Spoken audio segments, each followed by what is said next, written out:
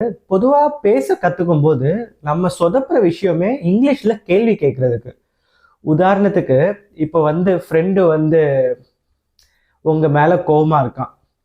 நம்ம என்ன சொல்லுவோம் இங்கிலீஷ்ல கேட்போம், ஏய் என் மேல கோவமா இருக்கியா? அதை இங்கிலீஷ்ல யூஆர் ஆங்கிரி வித் மீயா அப்படின்னு கேட்போம். அது கேள்வி கிடையாது, அது ஸ்டேட்மெண்ட். யூ ஆர் அப்படின்னு இருந்தா அது statement.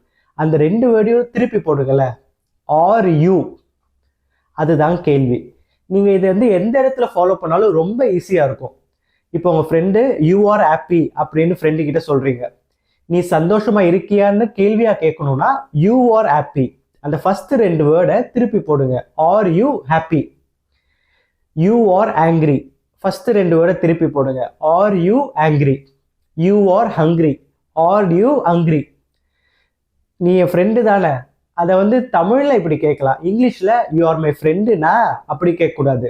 You are my friend. First ரெண்டு வேர்டை திருப்பி போடுங்க. Are you my friend?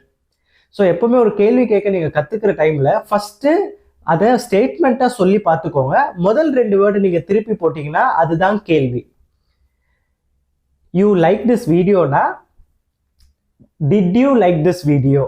Question, past டென்ஸ்ல கொஸ்டின்ஸ் டிட்ல ஆரம்பிக்கும். இது கொஞ்சம் காம்ப்ளிகேட்டட், இதை பத்தி நான் வேற ஒரு வீடியோ போடுறேன். இப்போதைக்கு யூ ஆர் ஹாப்பின்றது ஸ்டேட்மெண்ட். இதை கொஸ்டினா கேட்கணும்னா ஆர் யூ ஹாப்பி? முதல் ரெண்டு வார்த்தை இப்படி திருப்பி போட கத்துக்கிட்டீங்கன்னா அதுவே ஸ்டேட்மெண்ட்டாகவும் இருக்கும், கொஸ்டினாவும் மாறும்.